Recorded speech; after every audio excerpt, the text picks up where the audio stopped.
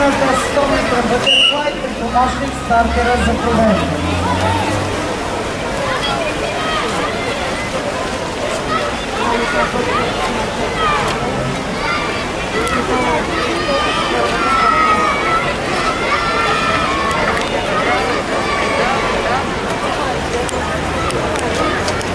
Започва дисциплината 100 метра бътерфлай момчета група С, родени 2003-2004 година.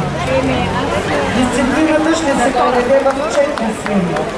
Проверка на участниците в първа средия. Нулев коридор Максим Иванов, КПС Черно. Първи Младен Шекерджи.